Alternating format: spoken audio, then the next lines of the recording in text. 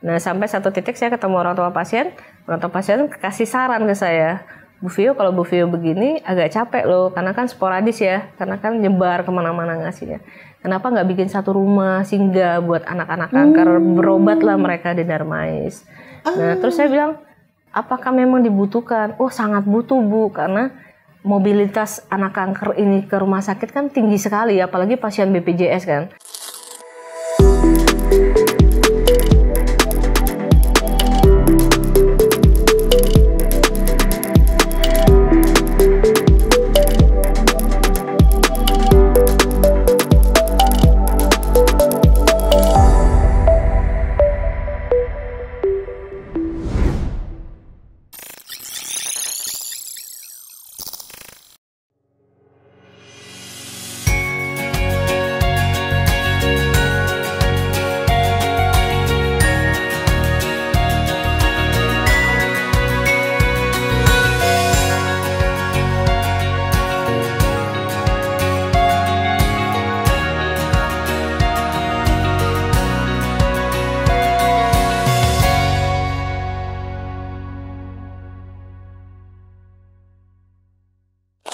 Dan puji syukurnya yang tadi Bu Grace mungkin tadi ucapkan di depan, malah saya bisa mengeluarkan semua talenta saya di yayasan sekarang.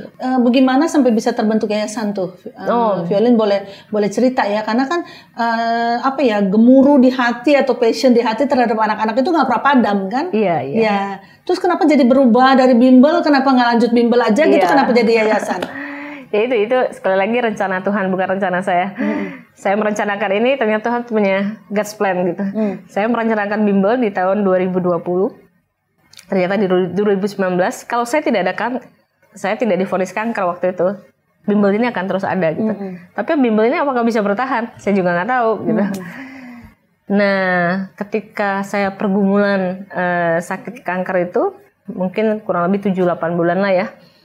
Terus ada panggilan lagi dalam hati ini gitu. Teringat lagi tuh bimbel yang saya mau diriin ini di tengah-tengah. Kan ketika sakit itu saya banyak istirahat ya Bu. Saya banyak tidur, kalau dulu kan kalau biasanya kan saya ini wanita aktif kan, ngurusin bisnis ini, ngurusin anak, ngurusin ini, terlalu banyak beraktivitas lah. Tapi ketika sakit itu saya banyak diranjak rumah sakit, banyak saya bolak-balik rumah sakit. Jadi di tengah-tengah saya kesendirian di rumah sakit itu banyak ngobrol sama Tuhan gitu kan, banyak berdiam diri lah gitu. Terus kayak ada satu hikmat lah, kenapa kalau kamu memang passionmu di anak-anak, kenapa nggak bimbel anak-anak ini kamu rubah aja jadi buat pelayanan kanker anak gitu loh. Saya bilang lagi sama Tuhan, kayak bercakap-cakap sama Tuhan, saya ini kan pasien Singapura Tuhan, saya nggak kenal kanker anak di Indonesia, saya mau mulai dari mana? Percaya aja Tuhan pasti tuntun gitu. Terus mau gimana caranya Tuhan? Kan banyak pelayan Bu, saya kan bukan orang yayasan, saya cuma guru sekolah minggu biasa, saya bukan aktivis satu lembaga, organisasi, atau saya wanita biasa, ibu rumah tangga biasa yang hanya aktivitas biasa aja gitu. Jadi benar-benar blank, saya mesti ngapain tuh saya blank gitu. Tapi Tuhan tuntun, kayak ada firm aja dalam hati ini, firm gitu, ada firm, satu tekad gitu. Oh ya sudah, oke deh, saya coba deh Tuhan, saya bilang gitu. Saya coba. Cuma saya minta tanda ya Tuhan, saya bilang gitu. Boleh ya saya minta tanda Tuhan, kalau enggak ini susah soalnya, kalau saya nggak jalan ini, kalau nggak ada 3 tanda ini saya susah. Satu, suami saya harus izinin ya Tuhan. Iya. Karena paling susah nih stempel suami nih, karena yang aktivitas saya kan maksudnya terbatas sama suami kan. Ada anak pula kan gitu kan. Tapi kan yang mengizinkan dia harus izin dulu nih Tuhan. Terus kedua, apakah dia merelakan uangnya untuk saya pakai? Karena kan buka yayasan bukan hal yang murah. Iya betul. Bukan hal yang murah kan, dan apalagi waktu kita buka itu kan COVID, shutdown 2020 Bu. Iya. Semua lockdown. Dan bisnis kami kan bisnis exhibition. Bisnis kami kan praktis nggak ada. Kami tidak ada pendapatan. Kami benar-benar nggak ada pendapatan. Waktu itu kami jualan bakso goreng dari rumah ke rumah. Jadi apakah suami saya melerakan tabungannya buat dipakai yayasan? Bagi saya itu mustahil gitu. Iya. Bagi saya itu mustahil karena kami waktu itu kan saya nggak tahu lockdown ini sampai kapan. Jadi PO dari mall tuh cancel semua. Cancel, bahkan ada yang udah kami bikin mereka nggak mau bayar gitu. Karena kan darurat kan, itu kan corona itu force major kan, jadi mall juga alasannya gitu. Jadi bukan hanya nggak ada omset, tapi kami mengalami kerugian kan waktu itu. Iya. Nah, terus ketiga kan saya lagi sakit, saya bilang Tuhan, saya nggak mungkin ngurusin yayasan, saya bilang gitu kan. Tuhan tolong kasih saya orang ya. Nah kalau 3 hal ini terjawab aja, saya firm. Saya bilang, saya mau. Tapi harus terjawab dulu ya Tuhan, saya bilang. Saya dialog lah sama Tuhan. Tapi saya nggak dengar suara Tuhan audible ya Bu. Cuma dari ketetapan hati berjalan gitu. Nah ya udah, saya nomor 1 kan izin suami. Saya ngomong lah sama dia gitu. Gimana? Waktu ngomong agak ini juga, karena secara logika tuh kayaknya nggak mungkin suami saya ngizinin. Karena waktu saya pelayanan Gading Serpong ke Cengkareng, dia udah nggak izinin karena kan ninggalin anak-anak gitu. Apalagi saya mau buka yayasan gitu kan, lebih nggak izinin lagi gitu. Tapi nggak tahu hari itu saya mulai dengan doa, saya cuma bilang berserah sama Tuhan, saya coba ngomong ya Tuhan gitu. Suami saya kayak dilembutkan, tapi dia nggak langsung oke sih. Dia bilang kita lihat deh kondisimu gimana, kamu kan masih sakit, kamu masih pengobatan, apalagi nih lockdown, dia bilang gitu kan. Tapi aku bilang, Papa aku dapetnya dari banget nih, maksudnya suara ini kok jelas banget aku bilang gitu. Dia bilang ya udah coba ya, aku juga doa juga ya, dia bilang kalau memang aku dapat ketetapan hati, aku oke. Tapi kalau aku enggak, no ya, oh ya sudah, enggak saya juga enggak paksain, mungkin ada sebulanan lah kali ya. Nah saya tanya lagi, gimana ya, yang yayasan kemarin? Ya sudahlah, kalau kamu memang mau ya udah nggak apa-apa deh. Tanda pertama. Iya, dalam hati mungkin waktu itu dia berpikir gini ya, aduh istrinya ini berapa tahun lagi bisa hidup kan, maksudnya daripada keinginannya nggak dipenuhin atau apa, secara logika dia berpikir begitu gitu. Tapi kan bagi saya itu satu mukjizat. Bagi saya satu mukjizat, karena untuk melembutkan hati dia juga nggak mudah gitu, untuk dia meng-ACC-kan tuh nggak mudah. Apalagi anak saya kan waktu itu masih umur TK playgroup gitu lah. Dibilang ya udah nggak apa-apa, tapi harus ada yang bantuin ya. Nah ini saya juga minta tanda dari Tuhan, ada yang bantuin nggak gitu. Nah singkat cerita lah, panjang yang kedua cerita. Harus berani invest itu juga. Nah saya tanya juga kan. Udah hitung-hitung nih sekian. Saya udah hitung-hitung. Kira-kira saya butuh biaya sekian. Mungkin waktu itu kurang lebih 150-200 lah saya bilang gitu kan. Boleh nggak? Saya bilang gitu. Sambil takut-takut boleh nggak? Nah ajaib loh Bu. Maksudnya ajaib. Maksudnya tuh di saat saya ngerasa gini, saya ngerasa persembahan janda miskin aja sih. Waktu itu Tuhan, kami benar-benar nggak ada pendapatan Tuhan. Benar-benar kami zero, bahkan kami minus. Karena kan karyawan kami harus kami subsidi kan Bu ya. Subsidi. Corona itu benar-benar kami nggak ada pendapatan. Kan suami saya sama exhibition. Jadi itu shutdown, semuanya shutdown. AIS tutup, PRJ tutup, mall tutup. Kami nggak ada pendapatan. Terus kami harus subsidi lagi karyawan-karyawan kami yang kerja. Di situ saya ngerasa apa ya? Terus saya harus buka suatu yayasan yang saya tolong orang yang saya nggak kenal pula. Saya nggak kenal. Terus mereka maksudnya kaum marginal, miskin, kesannya kayak buang-buang uang gitu. Apalagi saya juga lagi membutuhkan, apalagi saya nggak tahu treatment saya ini berapa lama gitu. Tapi di situ saya punya apa ya Tuhan?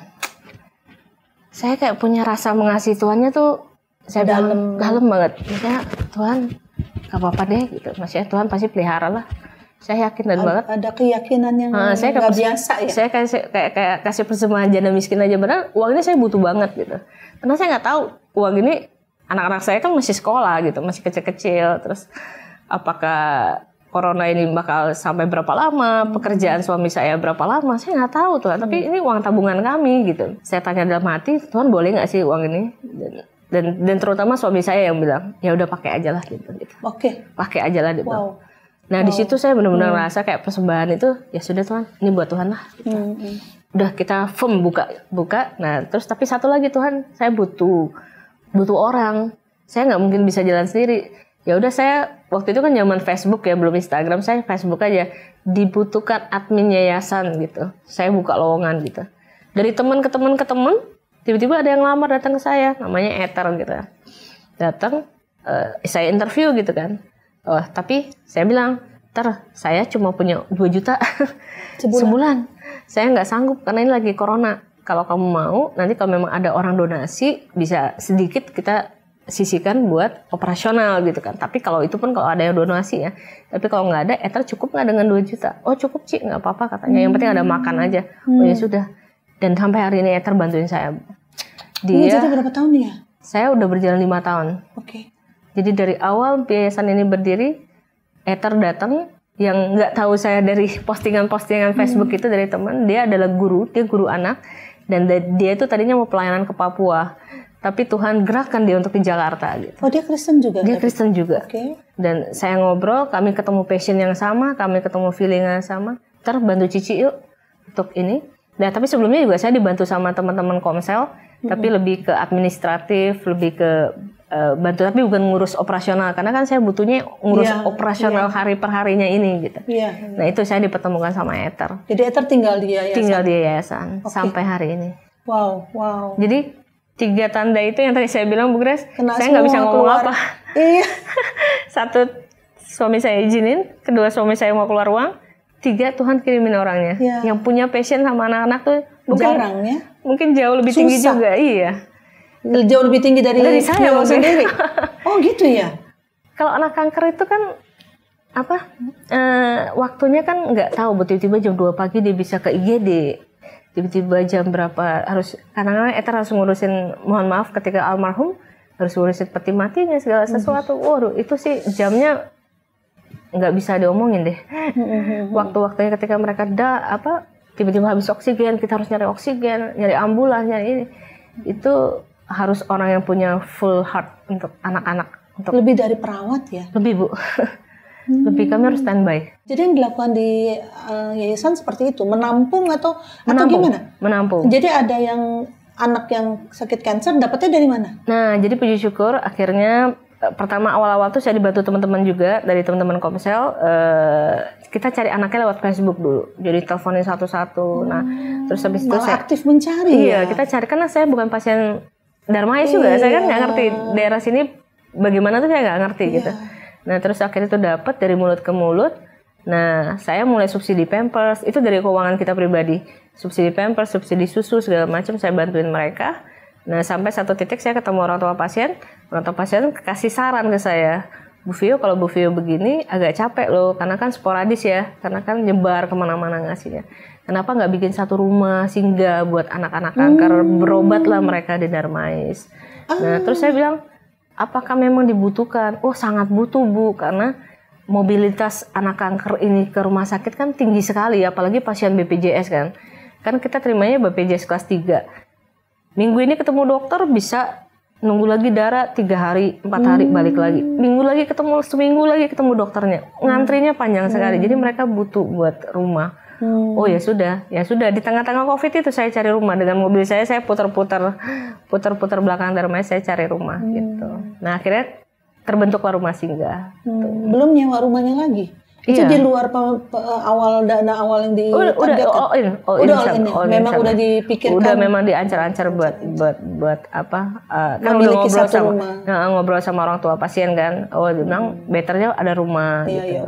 Nah, disitulah mulai cikal bakal namanya Rumah Singgah Lentera Pejuang Kanker hari ini sampai hari ini. Rumah Singgah Lentera Pejuang Kanker. LPK, namanya Rumah Singgah LPK, di belakang Harapan Kita Darmais. Oke. Ada Instagramnya ya? Ada di Lentera Pejuang Kanker. Nah, saat ini kami menaungi hampir hari ini 113 anak yang masih hidup ya, yang masih survive. Tapi kalau total mungkin sudah 200-an anak yang kami support. Menaungi itu dalam arti apa? Tinggal di dalam berapa banyak? Jadi tinggal di kapasitas rumah singgah kami 12 pasien dengan 12 penunggu. Jadi 24 di luar pengurus.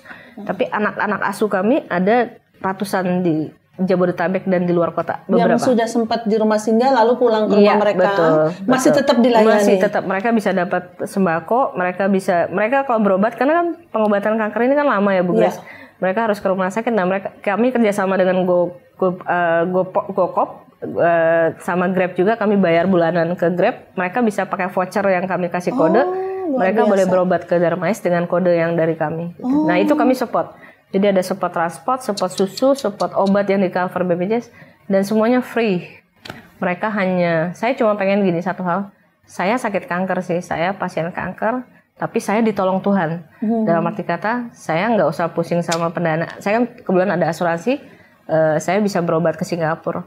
Nah, mereka ini udah harus ngadepin sakit, ngadepin keuangan. Nah, saya pengen bantu di segi pendanaan pengobatannya aja. Jadi saya pengen keluarga-keluarga kanker ini, udah kamu ngadepin sakitnya aja deh, yang lainnya sisanya saya sama teman-teman dia yang bantuin gitu. Jadi sampai hari ini Itu yang kami lakukan, Bu Grace. Saya mau nangis. Semua karena kasih. Saya udah nangisnya 5 tahun yang lalu udah banyak, Bu Grace. Jadi sampai hari ini saya lebih ke menikmati kasih karunia Tuhan ya. Iya. Saya lebih menikmati kasih karunia Tuhan. Saya sempat menyaksikan di YouTube ya. Iya. How thankful they are kepada yayasannya Bu Vio. Sama-sama. Saya cuma dipakai jembatan sama Tuhan. Iya, mereka tuh sangat bersyukur. Malah mereka ya mengharapkan jangan sampai ditutup kayaknya. Karena Jadi, begitu pertolongan Tuhan buat mereka itu sangat pertolongan Tuhan ya. Kasihan sih Bu Grace, maksudnya tuh. Makanya kalau saya nggak kena sakit kanker, mungkin saya nggak ada di sini hari ini. Saya nggak ada di yayasan LPK hari ini ya. Saya juga thankful sama Tuhan. Saya dipakai, dipepet sama Tuhan ya kata Bu Grace tadi ya, yang saya cerita ke Bu Grace. Saya dipepet sama Tuhan untuk saya kena sakit kanker agar saya mengalami rasanya gitu. Dan ternyata sakit kanker tuh bukan sakit yang gampang gitu. Karena kenapa? Satu, sakit kanker ini sakit yang lama, Bu Grace. Pengobatannya itu bukan cuma sehari 2 hari. Kalau kita langsung bukannya kita takut kematian ya. Kalau langsung meninggal mungkin nggak apa-apa ya.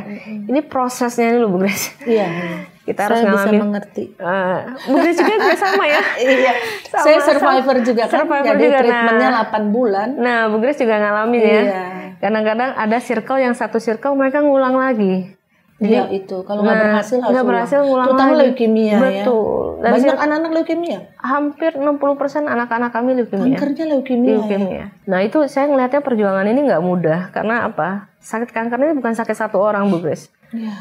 Kalau anaknya satu dibawa dari luar kota datang satu, dia harus pisah sama suaminya. Dia harus pisah sama anaknya gitu. Yang nomor 2, nomor 3. Dia harus fokus sama anak satu ini. Dia ngawasi. Terus di Jakarta pun dia radiasi, kemoterapi. Apakah sembuh? Gak tahu. Betul. Nobody knows. Yang penting usaha. Dia fight terus. Keuangan dia habis, ekonominya semua kebakar, duitnya kayak kebakar di rumah sakit. Terus kita yang sehat ini ngapain? Jadi di situ saya, Tuhan, aduh, ini apa ya Tuhan? Perjuangan yang nggak mudah Tuhan. Bukan sekedar kasihan sih Bu Grace apa ya? Empatinya lebih lah ke mereka lebih. Itu kayak ada hati Tuhan yang ditaruh dalam hati. Iya, compassionnya bisa menangis. Maksudnya tuh melihat mereka, apalagi anak-anaknya lucu-lucu ya. Kadang-kadang umur 3 tahun, 4 tahun dibawa ke Jakarta dengan harapan sembuh. Tapi di sini kadang-kadang ada yang sembuh juga ada yang sembuh juga. Tapi ada yang ngulang lagi, ada yang ini lagi gitu. Banyak kan dari luar pulau juga. Rata-rata dari luar pulau. Gimana kalau harus bolak-balik coba?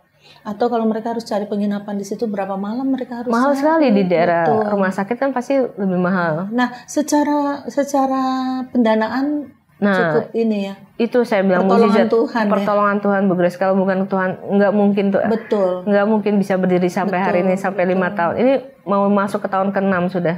Iya. Jadi kalau bukan pertolongan Tuhan sih nggak mungkin. Jadi saya bilang sama Ether sama teman-teman, ada Ica juga di yayasan. Ada bertambah krunya sekarang yang 5 orang sekarang. Waduh, luar 5 biasa. orang sekarang. Puji syukur 5 orang yang bantuin. Ada supir ambulans juga, jadi lengkap lah. Kalau orang masuk ke rumah singgah kami, mereka udah tinggal ngadepin sakitnya aja sih. Nanti main Bu Grace sama tim nanti ya. Boleh. Interview teman-teman juga di sana. Iya. Mungkin pembicaraan kita nggak bisa terlalu dalam dari segi yayasan, tapi bisa kami himbau juga Sahabat Krostok bisa menyaksikannya di kanal YouTube ya. Boleh. Namanya apa ya? Lentera Pejuang Kanker. Sama juga ya, Lentera Pejuang Kanker, Sahabat Krostok. Kita akan bisa tersentuh melihat bagaimana ada sebuah yayasan yang begitu berdampak ya. Sekalipun kita pikir cuma 12 orang gitu kan. Hanya bisa menampung 12 orang dengan caregivernya itu 12 orang juga, 24. Tapi dengan berlangsungnya tahun demi tahun sekitar 200 orang yang sudah hampir 200 sudah terjamah dan tidak berhenti sampai pada urusan di pantinya atau di rumah singgahnya tersebut masih dilanjutkan, dikirimin lagi tadi katanya ada sembako tiap bulan, pakai susu, pampers semua di rumah mereka masing-masing. Iya. Betapa berterima kasihnya orang-orang yang hidupnya disentuh lewat yayasan Lentera Pejuang Kanker. Dan kita tahu bahwa mereka pasti akan melihat ini dilakukan oleh anak-anak Tuhan yang mengasihi Tuhan. Seperti Ibu Violin, yang memang oleh karena dasarnya Tuhan Yesus meletakkan hati itu terhadap Violin, terciptalah sebuah yayasan yang bisa berdampak pada begitu banyak orang, khususnya anak-anak. Dan kalau kita saat ini mungkin para sahabat Crosstalk juga memiliki hati untuk berbuat sesuatu bagi orang yang kita nggak tahu nih dari mana asalnya ya. Saya sangat amazed ya. Ternyata apa yang Tuhan taruh dalam hati Violin dari kecil kan, suka sama anak kecil. Katanya suka jagain anak tetangga. Iya, jaga anak tetangga saya dulu. Tuh. Jangan diabaikan. Iya. Ya, jangan diabaikan. Coba dijalani dan dihidupi dan tanya Tuhan. Siapa tahu ada sesuatu yang Tuhan ingin kita lakukan. Nah, dengan Violin, amazing adalah tadinya cuma ngajarin, mungkin pendidikan, akhlak, segala macam. Tapi lewat proses sakit kanker, ini lebih dalam lagi. Iya. Ya, sehingga terciptanya sebuah yayasan yang dikhususkan buat anak-anak penderita kanker. Kita sungguh-sungguh diberkati bahwa di antara anak-anak Tuhan memberikan atau mengirimkan seorang Violin. Ya, memang bukan kemampuan beliau sudah menyadari ini semua dari Tuhan. Bukan kehendak juga sakit kanker. Bukan kehendak juga sakit kanker, bukan. Itu bagian daripada persiapan Tuhan untuk sebuah visi yang lebih besar bagi kehidupan Violin ya. Karena sekali lagi hidup bukan utamanya yang jadi sasaran kita. Kita mau hidup panjang 1000 tahun kalau bisa gitu kan. Enggak, bukan begitu. Tapi hidup yang betul-betul hidup di dalam visi Tuhan. Hidup di dalam rencana Tuhan. Betul ya Violin? Betul. Jadi apapun juga prosesnya, Violin malah bilang itu dianggap sebuah anugerah saya sekarang. Anugerah. Ya, bukan sebuah hukuman, bukan sebuah sebuah kutukan. Iya, konotasinya kutukan. Apalagi bukan sama sekali, tapi membawa kebaikan bagi begitu banyak orang, kesaksian karena Tuhan mengatakan kita harus terang kita itu bisa dilihat orang, ya. Dan ini saya yakin Violin bahwa terangnya yayasan ini telah dilihat oleh orang. Sehingga orang-orang itu akan bisa memuliakan Bapa di surga. Amin. Ya. Penghuni pasien tahu ini yayasan, mereka menganggapnya yayasan Kristen karena mereka tahu ownernya Kristen. Staff saya semuanya Kristen. Ya mereka welcome aja sih. Gitu. Mereka welcome aja. Iya, mungkin Violin bisa sampaikan sedikit pesan atau sharing sesuatu yang menguatkan kepada sahabat Crosstalk pada kesempatan ini. Iya, puji syukur ya. Atau jujur sih bukan rencana saya yang tadi Bu Grace bilang, bukan kehendak saya juga. Mungkin saya pengen menyapa juga, mungkin ada teman-teman yang lagi sakit kanker hari ini atau mungkin pernah mengalami hal yang sama seperti saya. Jangan down, jangan patah semangat. Tuhan punya rencana. Saya cuma yakin dan percaya Tuhan nggak iseng-iseng sama kita. Kalau Tuhan tuh cuma ngasih satu penyakit yang berat dalam hidup kita, itu merupakan bagian rencana Tuhan. Maksudnya tuh nggak iseng-iseng loh, karena Tuhan itu seorang Bapak yang baik. Nggak mungkin lah seorang bapak yang baik tuh masih ngasih sesuatu yang jahat kepada anaknya. Itu yang saya yakinin, dia bapak yang baik. Jadi kalau hari ini saya mengalami bagi manusia kesannya nggak enak saya kena sakit kanker, tapi saya percaya dia bapak yang baik. Kalau dia bapak yang baik, dia tidak akan mengecewakan saya, dia tidak akan membuat saya sedih, dia nggak akan membuat saya terpuruk atau apapun.